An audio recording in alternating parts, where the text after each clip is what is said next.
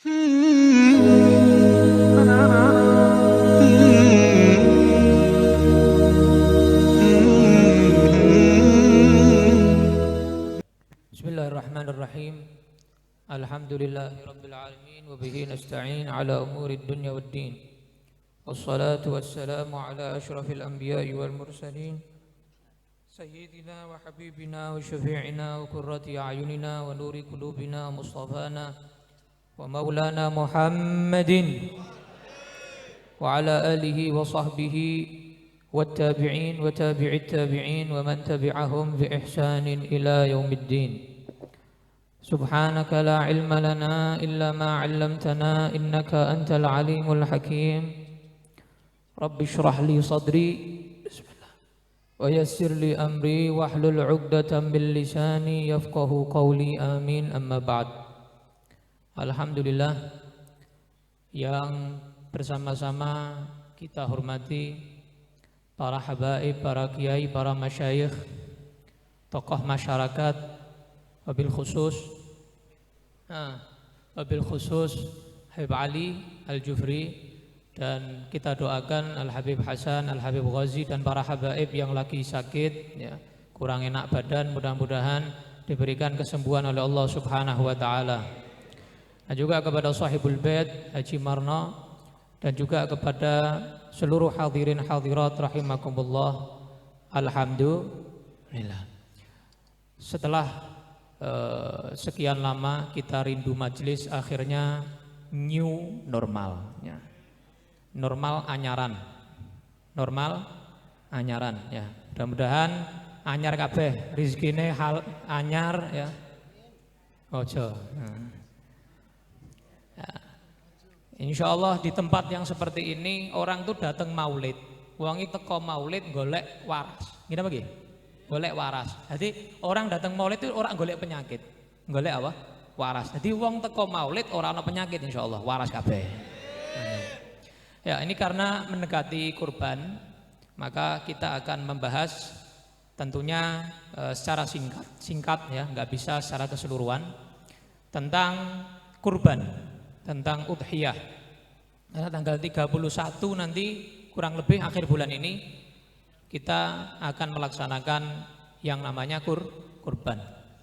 Nah, ini penting disimak oleh para panitia kurban juga penting. Nah, mungkin di sini ada berapa banyak panitia kurban, karena yang datang masya Allah luar biasa banyak.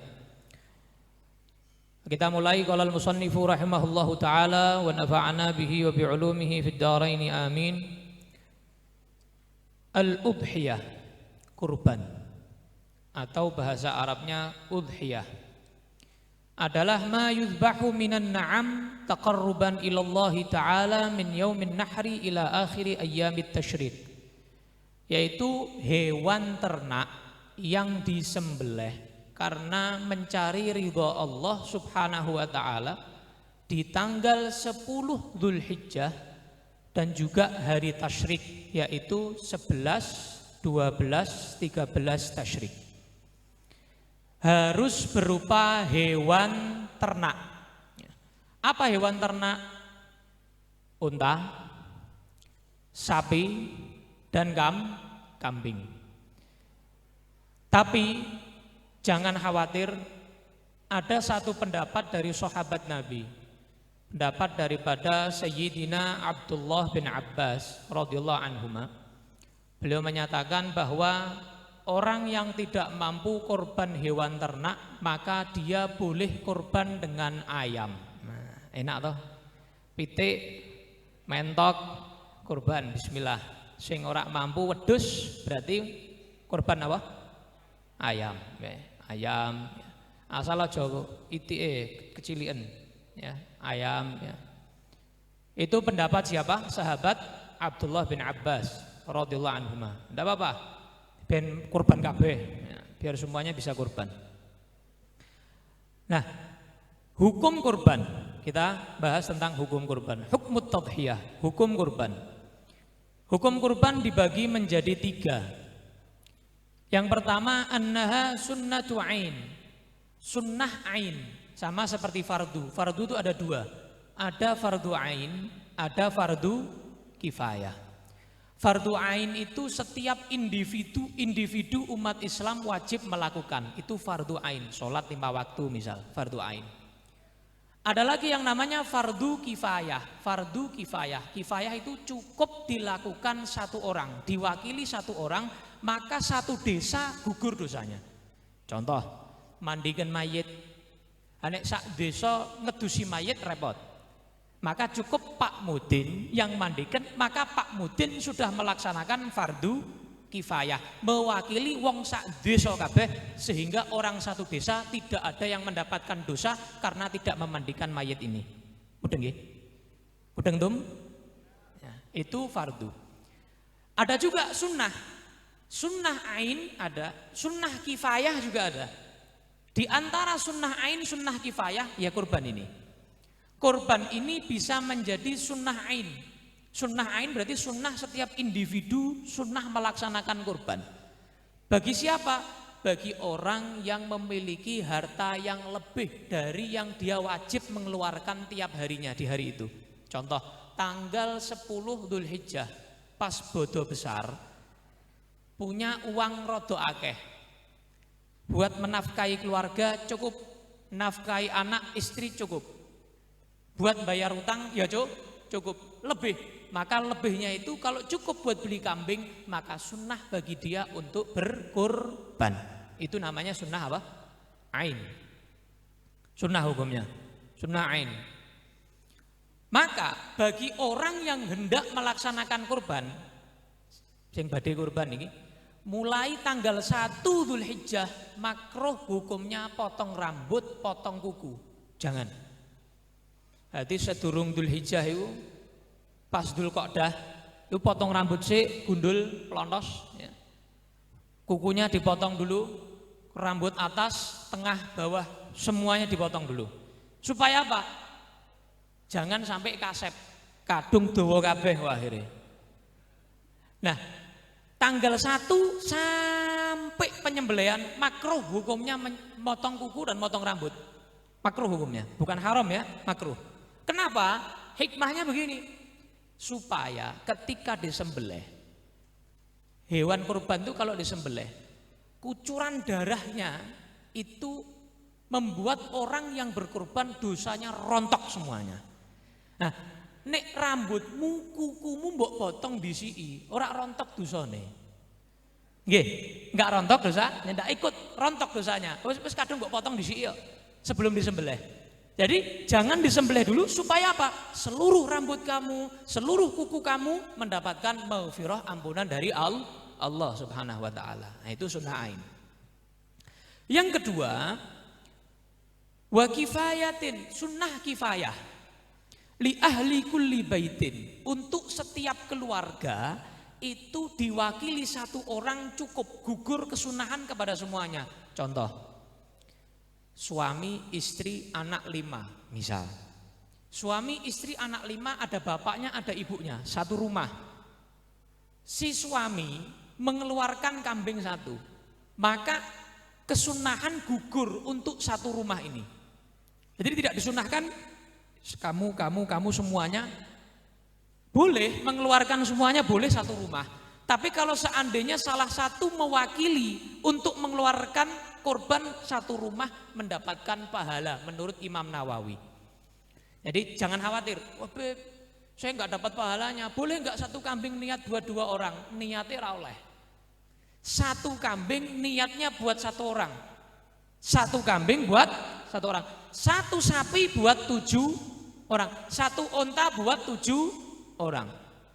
Jadi satu kambing niatnya buat 1 orang, tapi kalau pahalanya diniatkan buat wah sak keluarga tak niati oleh ganjaran kabeh, insyaallah kabeh oleh ganjaran. Allahumma amin. Begitu. Jadi kalau masalah ganjaran, monggo berapa orang pun yang kamu ikutkan silakan. Tapi kalau masalah niat, keabsahan, kambing hanya untuk 1 orang. Nah, yang ketiga wajib. Ini yang wajib. Tadi sunnah kifayah, sunnah ain, ini yang wajib yang ketiga, hukum kurban yang ketiga. Wa annaha la tajibu illa bin nadhri wa nahwihi. Kurban tidak akan menjadi wajib kecuali dengan nazar atau penentuan. Contoh, Ada orang beli kambing atau punya kambing. Dia menyatakan, lillahi alayya an udhahiyya. Saya nazar tahun ini saya mau kurban. Atau bahasa Indonesia lah. Bahasa Arab atau bahasa Indonesia. Nazar dia. Maka hukumnya dia kurban wajib. Karena nazar. Atau yang kedua, ditentukan. Contoh, duding wedhuse. Dia punya kambing duding. Iki sok tak gawe kurban. Nah, kambing sing diduding, kambing yang ditunjuk sama dia, itu wajib untuk dikorbankan. Enggak boleh, rastu. Enggak boleh. Enake. Karena ketika kamu sudah duding, sudah nunjuk kambing tersebut, kamu niatkan, kamu tekadkan untuk korban, itu sudah otomatis wajib kamu sembelih nanti saat waktunya korban wajib. Jadi wajib itu dengan dua sebab, nadar atau duding, ya. Atau apa? Ditunjuk, ya. Jadi itu menjadi wajib dengan begitu. Nah, mudeng tum? Nah, begitu. Lanjut, syaratnya sekarang. Syurutut tadhiyah, syarat kurban. Syarat hewan kurbannya itu bagaimana? Syaratnya ada arba'atun, ada 4. Pertama, an-na'amu harus berupa hewan ternak tadi yang saya sampaikan di awal, harus berupa hewan ternak. Kecuali pendapat Sayyidina Abdullah bin Abbas radhiyallahu anhuma. Yang kedua, wa ijza'udh dha'ni. Dan kalau kambingnya domba atau kambing gibas harus sudah umur 1 tahun atau belum 1 tahun, lebih dari 6 bulan tapi sudah poel. Apa? Poel. Poel itu al-poelu. Poel itu gigi susunya sudah copot, ya. Menjadi gigi yang tetap, ya. Giginya depan itu sudah copot. Poel. Ya, wong Jawa ngarani apa? Poel. Ana meneh aran, ada bahasa lain? Pupak. Oke. Aku ngerti ini poel. Ya. Jadi kalau kurang dari 1 tahun kambing gibas, ini gibas ya, gibas atau domba, nanti kacang beda. Gibas atau domba 1 tahun lebih atau boleh umurnya belum 1 tahun, lebih dari 6 bulan, tapi sudah apa? Poel. Gigi depannya sudah putus, copot bisa. Au buluhu sanatan, atau umur 1 tahun. Kambing gibas domba umur 1 tahun boleh dilakukan, disembelih. Nah, cara tahunya gimana, Beb? Orang ngerti, orang ngerti wedhus kok. Tanya sama yang jualan. Pak, iki piye, Pak? Sing dodolan deloken jujur apa ndak? Jangan asal ora iki wis iki. Ya, dilihat, dicek giginya, bukaan kon meringis ya. Suruh dilihat bagaimana giginya ini, sudah poel atau belum ini, dilihat, atau tanya sama orang yang paham. Ya, jadi jangan sembarangan asal tuku terus dikorbanke, jangan. Bisa nggak sah. Kalau nggak sah korbannya jadinya apa? Syatul lahmin, sedekah biasa. Ya podo kowe bagi-bagi daging sama aja. Jadinya nggak kurban. Loh kan yang penting niate. Loh niat itu ana carane, Drun. Nggih, ada caranya. Ono misalnya contoh ngene, wong maling. Maling tapi rak dienggo awake dhewe, dige sedekah sak kampung. Iki piye kira-kira? Lho sing penting kan niate. Lho ora. Enggak bisa begitu. Caramu salah. Niatmu apa? Cuman caramu salah. Niat itu ada tata caranya. Lah sama, kurban juga begitu. Ora sing penting niate, ora ono carane. Sama seperti ini, ada caranya. Wa bulughul baqari wal ma'zi sanatain. Kalau sapi atau kambing kacang itu harus berumur 2 tahun. Minimal berapa? 2 tahun. Kambing kacang. Kambing kacang ini yang coklat dulu. Kemudian wal ibili khamsa sinin. Kalau unta 5 tahun. Itu syarat yang ketiga. Syarat berikutnya, wa faqdul aibil ladzi yungkisul ma'kul. Tidak ada aib pada hewan tersebut. Buta, kambingnya buta, ora iso ndelok, kejeduk rono kejeduk rene, enggak bisa ini buat korban. Pincang, enggak bisa. Kata Nabi dalam hadis, tidak cukup 4 ini, nggak cukup. Al-aura al-bayyin auruha, buta. Kambing buta. Yang kedua adalah wal maridhah al-bayyin maraduha. Sakit, iki kambingnya sakit-sakitan komplikasi kan. Didol murah terus dituku digawe kurban. Oh, ndak bisa, ini malah gare penyakit corona. Yang ketiga wal arja al-bayyin arajuha. Pincang, kambingnya pincang. Pincang ini.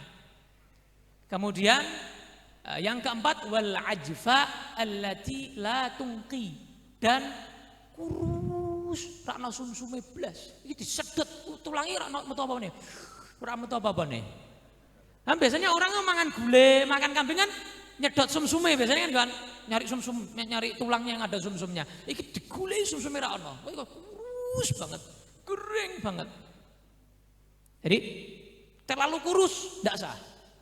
Jadi ya tuku ki sing genah lho. Yang wajar gitu. Nek ora mampu ya mau pitik kuwi. Ya. Mentok. Kupingnya ninggal separuh misalnya, ndak sah. Kupingnya ada yang copot, keruak, ndak sah. Irungnya keruak misalnya, ndak sah. Kakinya 3, ndak sah. Ya, ndak sah. Jadi jangan kambing yang cacat atau sapi cacat atau unta cacat. Cacat nggak boleh.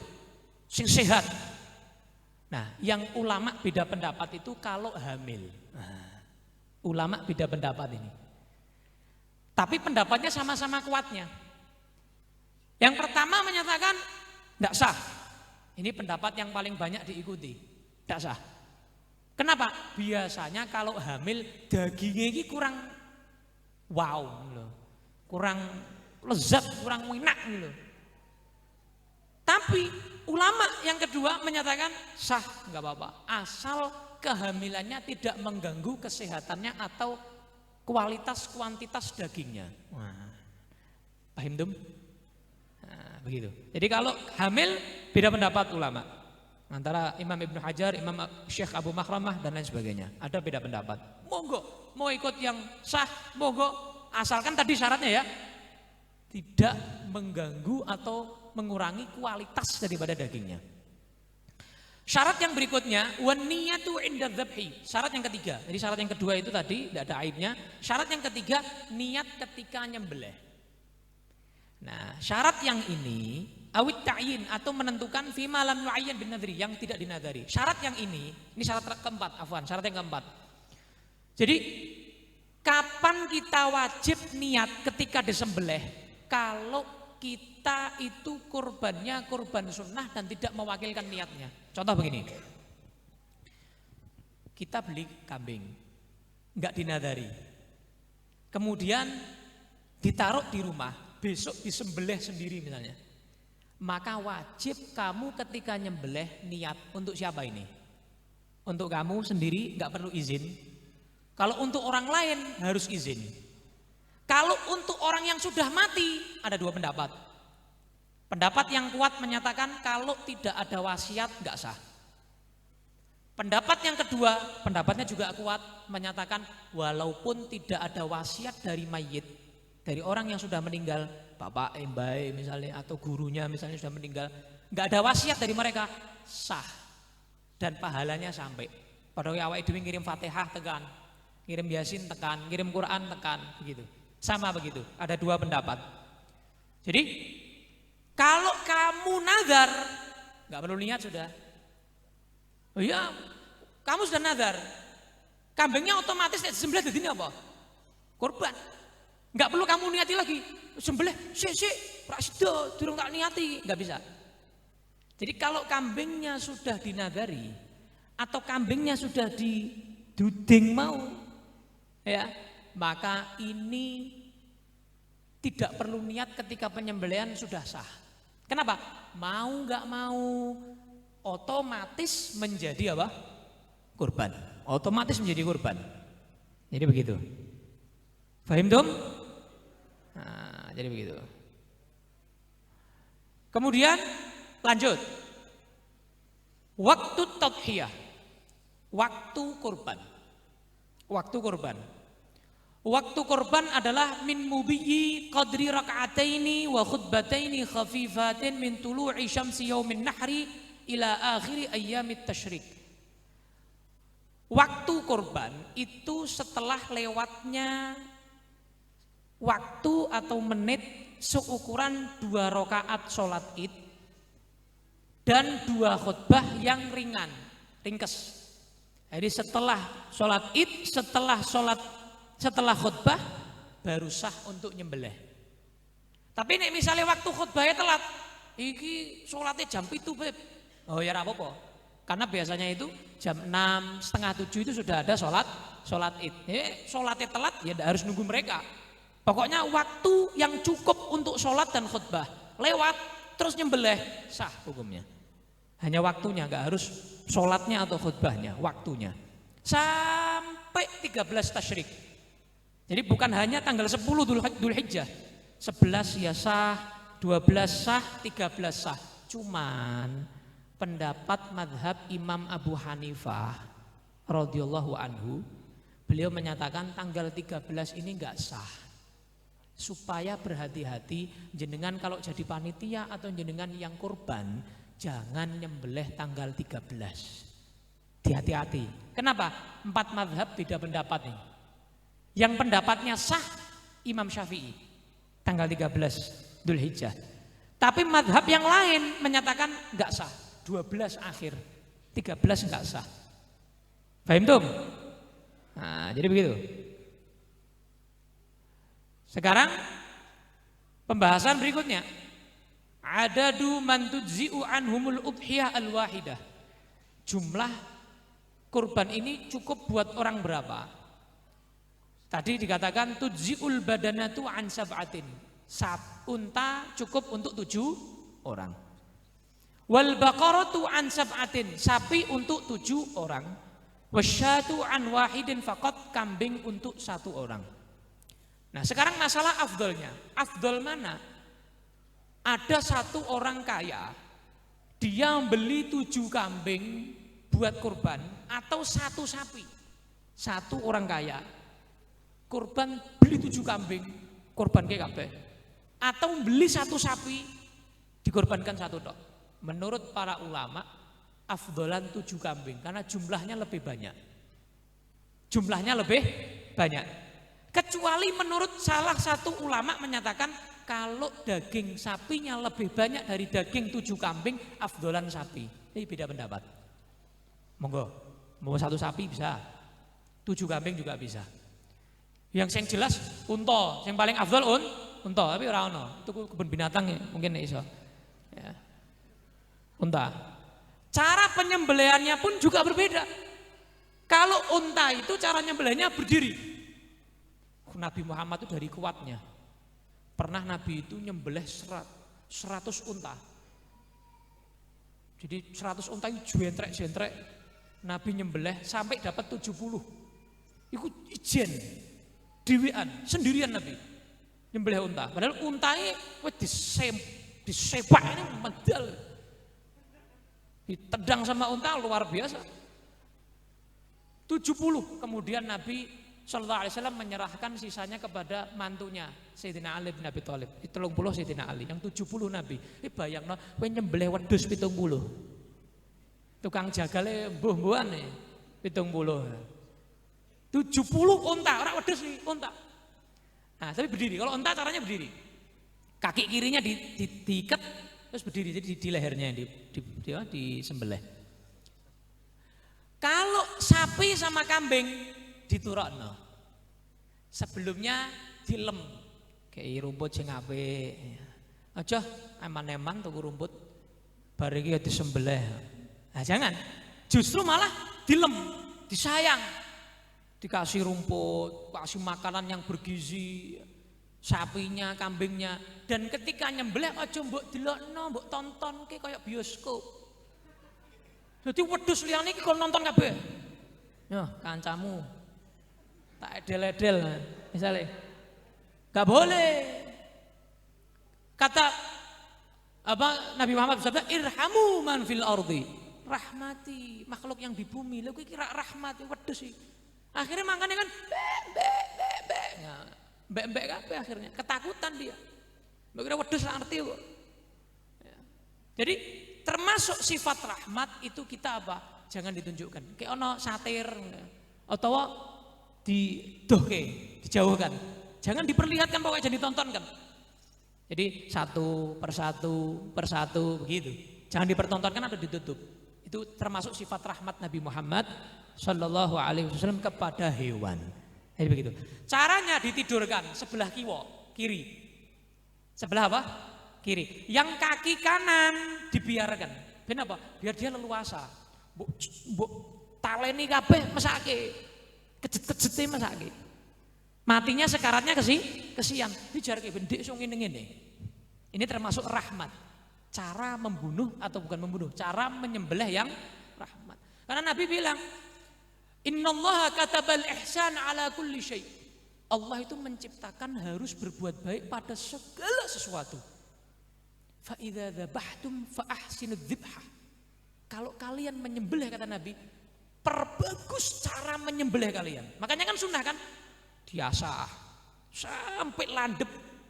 Tapi ngasah jeneng ngarepe wedhuse. Diasah sampai landep. Biar apa? Kowe ki entuk bocol ki entuk sret. Iki wis ngono kan. Wis meroncrot kabeh. Nah, syaratnya harus 2 urat itu putus. Jadi ora mbok pejlot sak lehere. Mbok tugel. Nah, makruh. Jadi nugel ndase wedhus makruh. Jangan ditugel. 2 uratnya aja cukup. Urat nafas sama urat jalur makan. Di apa? Diginikan aja cukup. Ya, biar ben ngocor, biar dia bebas sudah. Biar dia kaki kanannya bebas. Dilepas jangan ditali. Yang ditali kaki kirinya. Tangan kanannya biar bebas. Mbuh tangan, mbuh sikil ra ngerti aku. Ya, ngarani tangan ya ora iso ya. Ngarani sikil ya ora iso. Ya pokoke kuwi sing duweni dhek. Nah, itu cara menyembelih. Kakinya di leher, samping leher. Kata Nabi, diriwayatkan Nabi ketika menyembelih kambing, Nabi itu pernah menyembelih 2 kambing gibas, domba disembelih sendiri. Kakinya ada di samping lehernya. Sembelih sama Nabi Sallallahu Alaihi Wasallam. Ketika menyembelih sunnah baca bismillah. Bismillah, Allahu Akbar 3 kali. Terus sholawat, kemudian menyatakan Allahumma, ya Allah, hadhihi kambing ini atau sapi ini, kurban ini mingka darimu. Lah kowe ledit saka sapa? Gusti Allah. Mingka darimu wa ilaika dan untukmu. Darimu aku dapat sehingga bisa beli kurban, wa ilaika dan untukmu. Sekarang saya pasrahkan lagi untukmu ya Allah. Fataqabbal minni, maka kabulkan ini ya Allah. Terimalah ini ya Allah. Jadikan ini makbul. Itu doanya. Sama sholawat Nabi. Atau Allahumma sholli ala sayyidina Muhammad gitu. Sholawat. Ya, sholawat, jajak sholawat kabeh. Terakhir, masriful udhiyah. Ini yang terpenting terakhir ini. Ya kabeh penting. Yajibut tasadduqu bi jami'il udhiyatil manghurati wa nahwiha. Kalau kurbannya wajib dengan duding atau nadar tadi, maka seluruh daging, kepala, kulit, kaki, semuanya wajib disodakohkan. Gak boleh yang kurban makan, gak boleh, haram. Harus disedekahkan kepada fakir miskin. Orang yang mampu gak boleh nerima. Makanya panitia aku udah pinter-pinter. Sing nadar di, yang non nadar yang mana? Dibedakan. Jadi sing nadar di karantina. Di apa? Karantina. Iya, ini wajib fakir miskin kabeh. Yang non nadar bebas. Yang sunnah bebas. Jadi bisa kamu, pokoknya harus ada paling tidak minimal sedikit lah, sak genggam lah daging yang diberikan kepada fakir miskin kalau sunnah. Tapi kalau yang wajib nazar atau duding harus semuanya kepada fakir miskin. Dan jangan kebiasaan ngedol kulit kambing. Kata Nabi bersabda, man ba'a jilda udhiyatih fala udhiyatalah. Siapa yang menjual kulit kurbannya, maka kurbannya enggak dianggap. Enggak dianggap. Itu Nabi yang bilang, ora aku yang ngomong. Kadang wong iki kandhani ngeyel, buka dhewe kitab hadis. Dan kulit tidak bisa dijadikan upah. Jadi tukang jagal, wes aku wis kei kulite cukup kok. Jangan dijadikan upah. Kalau seandainya kue memang niat orang yang korban, wes tidak apa-apa, wes kulitnya kayak tukang jagale, tidak apa-apa kalau begitu. Tapi kalau kulitnya atau kepalanya dibuat upah, nggak sah, nggak boleh. Jangan sekali-kali sebagian dari kurban dijadikan upah. Kemudian yang perlu diperhatikan berikutnya, ojo kebiasaan menggunakan alat-alat masjid untuk kurban. Tidak boleh, itu haram. Nggih banyune masjid, buat tuku konsumsinya nggih di tim masjid, bakar-bakarannya nggih duwite masjid, ora oleh. Ini namanya menggunakan uang masjid bukan pada tempatnya, nggak pas. Masjid itu untuk masjid, nggak bisa buat yang lain. Ini yang dikatakan oleh para ahli fikih. Coba yang tidak percaya dengan ini tunjukkan kepada saya dalilnya mana. Kamu kok menggunakan air masjid, menggunakan alat-alat masjid, itu nggak boleh. Ini diperhatikan. Bahtul Masail Nahdlatul Ulama pun juga memutuskan bahwa apa? Ini haram, nggak boleh. Tapi ya akeh sing ngeyel. Al ngeyelun wal ngeyelat ira do akeh. Ya. Jadi makanya ini perlu diperhatikan oleh para panitia, perlu diperhatikan ini. Nggak boleh. Apalagi sampai ngotori masjid. Biasanya kan kotor, putih tok. Teras masjid darah semuanya. Lha wong sholat yang masjid akhirnya abu amis. Kan begitu. Jangan menggunakan alat masjid itu di teras masjid, jangan. Nggon liyane lah, lapangan apa ndi ngono. Cari tempat yang lainnya, jangan menggunakan alat masjid. Nah, kemudian wajib hukumnya wa yujzi'uni un ghairu tafihin min lahmil mutatawwa' biha. Wajib hukumnya mentah. Enggak boleh dimasak sik tongseng, gule, terus kemudian dibagi. Wis beb, masake masak dhewe ra ndedit. Oh, ndak boleh. Ora karep-karepmu Islami. Ada caranya harus mentah. Nanti kalau sudah diterima dia, usah karep me dimasak me apa. Dan perlu diperhatikan, kurban tidak boleh diberikan kepada non muslim tanpa mengurangi rasa hormat kepada mereka. Kenapa? Tujuan Allah mensyariatkan kurban ini untuk apa? Jamuan untuk umat Islam. Jadi kabeh iki ben ngrasake mangan enak sak donya gitu. Dijamu sama Allah Ta'ala dengan kurban ini. Jadi aja mbok salah gunake begitu. Jadi yang non muslim lu masake pip fakir miskin. Yo, kowe nek masake kalau tanggamu sing non muslim, tukokke daging kekno. Aja saka kurban. Jangan dari korban. Korban ini jamuan Allah buat orang Islam, enggak bisa non muslim. Itu kok daging, pirang kilo sakarepmu kekno dhewe. Jadi caranya begitu.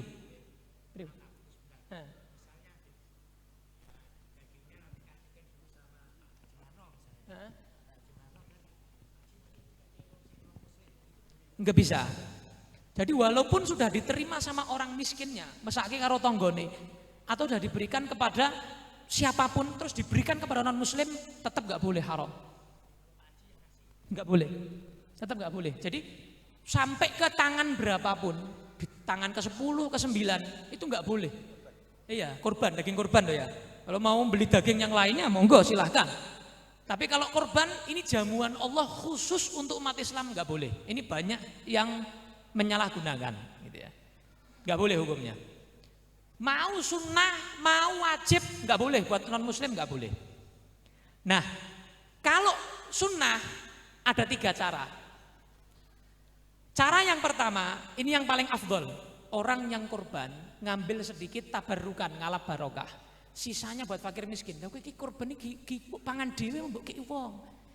Lah kok kadang kok kurban kok pangan dhewe. Paham gitu. Nah, itu yang paling afdol. Yang kedua, caranya adalah dibagi 3. Sepertiga, misalnya 9 kilo. 3 kilo buat dia sekeluarga. 3 kilo buat fakir miskin, yang 3 kilo buat siapapun asal bukan non muslim, walaupun enggak fakir miskin, silahkan. Ini bagi 3. Ini derajat yang bawahnya. Nah, ini derajat yang ketiga, mau madit. Wes madit. Dia cuma ngambil daging segenggam, dimasukno plastik, dikasihno orang fakir miskin, sisane ge awake dhewe. Nah, ini sah cuman medit. Ya. Sah cuman apa? Medit. Nah, sah cuman medit. Saya sah cuman medit. Ini yang sunnah ya. Tapi kalau yang wajib tadi bagaimana? Semuanya diberikan kepada fakir miskin. Wala yashu bi syai'in. Ini yang bisa sampaikan, mudah-mudahan bermanfaat. Kalau ada pertanyaan lain lagi nanti bisa ditanyakan langsung. Ya. Wallahu a'lam bishawab. Shallallahu alaihi wasallam Muhammadin wa ala alihi wasallam. Alhamdulillahirabbil alamin.